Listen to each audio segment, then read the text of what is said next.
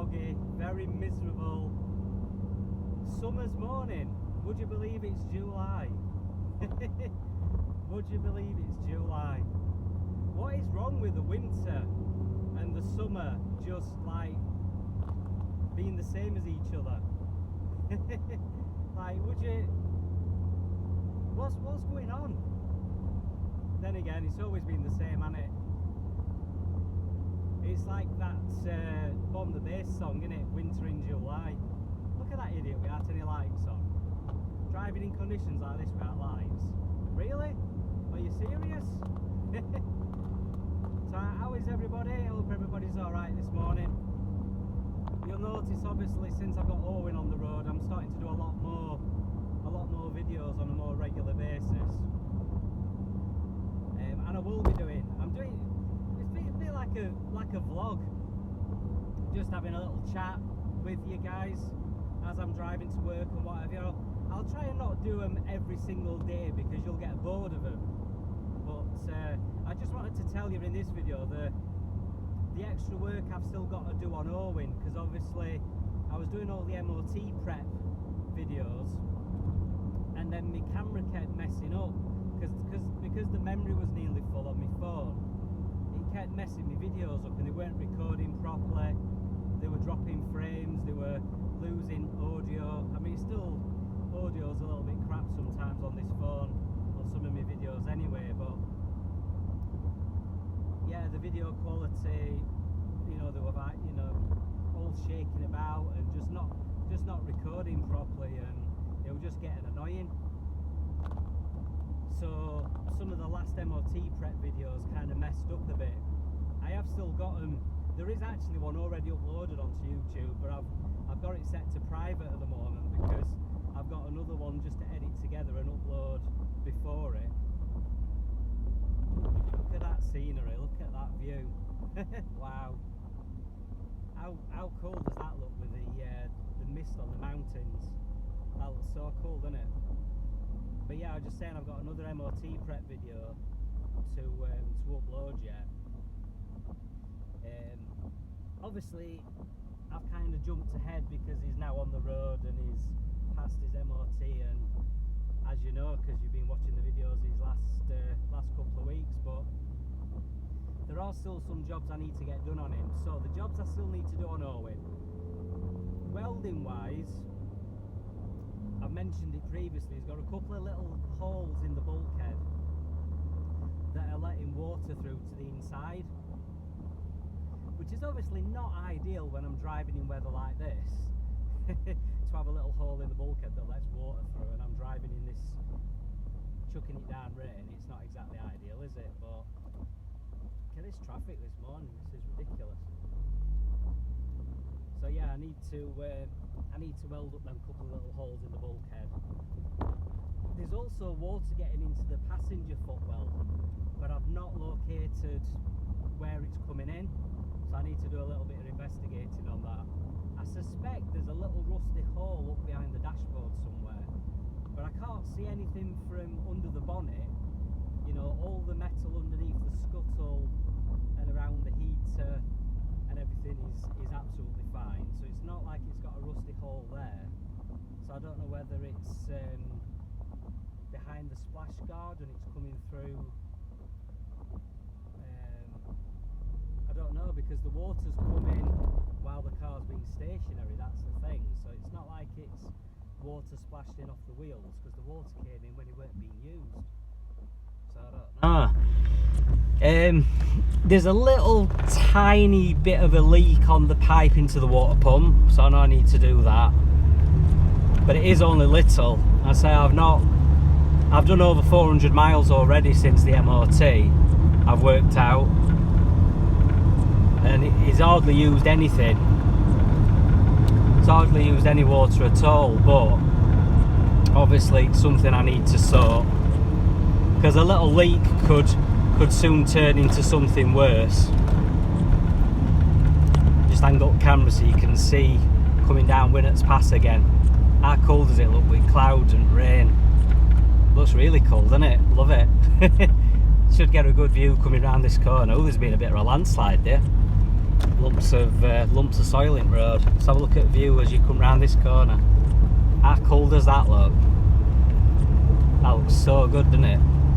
Wow. That looks so good. I do get distracted doing these videos by the scenery, because the scenery is just so beautiful. I can't help but get distracted by them, by the views. And then on the near side rear valance behind the wheel, that bit of bodywork's needed repairing for years. It's just basically a very common spot on Mk2 Cavs. It's the bit just behind, like where the mud flap attaches, the lower section of that, there's a big piece that needs repairing. He picked up on it on MOT, but because it's not structural and it's not load bearing or anything like that, it's not even an advisory, because it's only external structural metal, and as long as it's not in a position where a pedestrian could cut themselves on it, it's not a major issue. Now if it was somewhere like the actual wheel arch itself that was sharp, somebody in a supermarket walking past could cut themselves on the sharp metal, so obviously it could actually be an MOT fail. But because of where it is, it's right down on sill level, as low as you can get. It's not an issue in terms of MOT. But that is another bit I do need to sort at some point. And that's it really, just regular normal maintenance. He is due a oil and filter change, so I will give him an oil and filter change. So it's just basic servicing, but he's running really well, driving lovely. The clutch is feeling a little bit stiffer than the clutch on this is definitely stiffer than Sylvia's. Sylvia's clutch is definitely lighter, but that could be the clutch itself. It might have got stronger springs on the clutch, I don't know. But these early ones do have I believe they have a different clutch pedal to the later ones.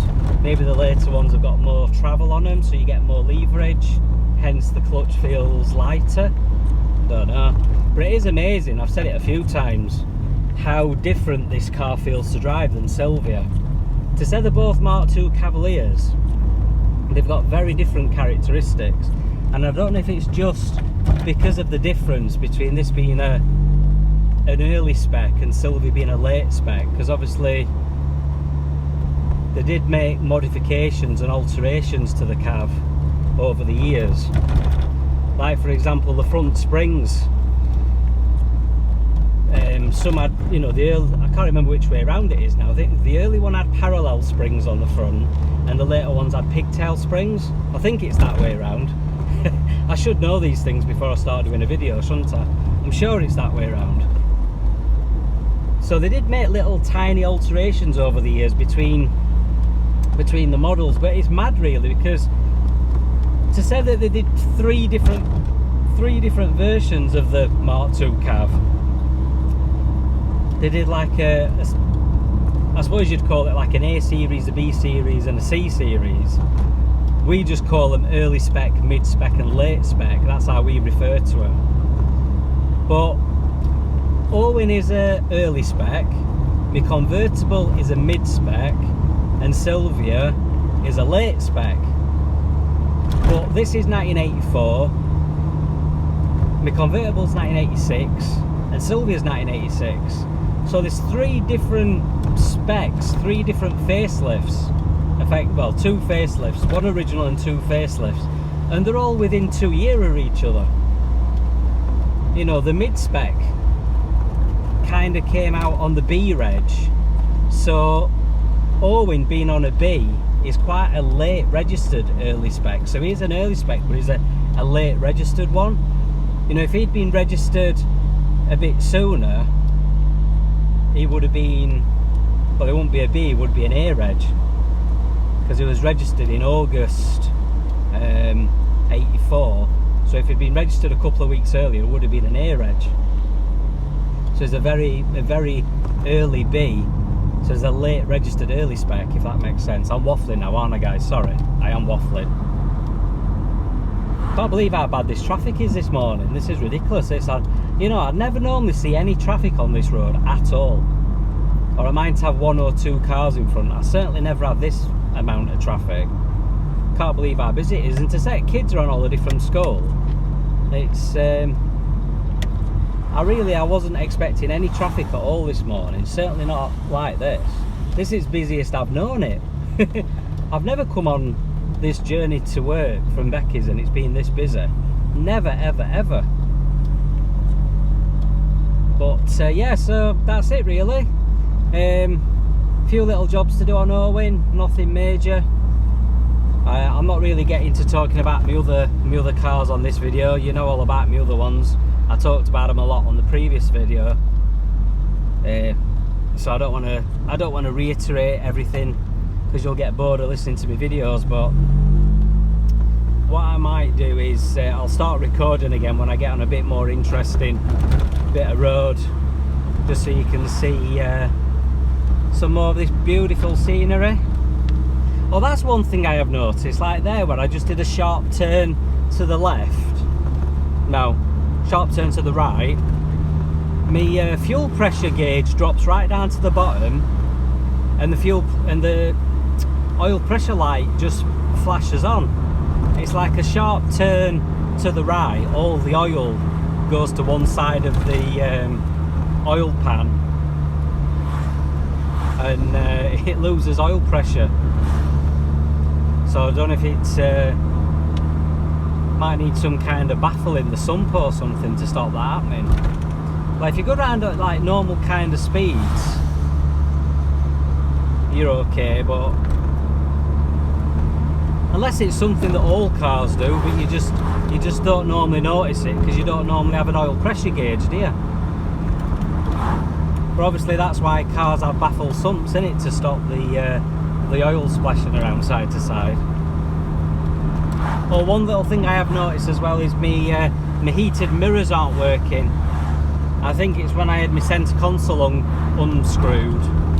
I've not plugged the wires in properly to the electric mirror switch.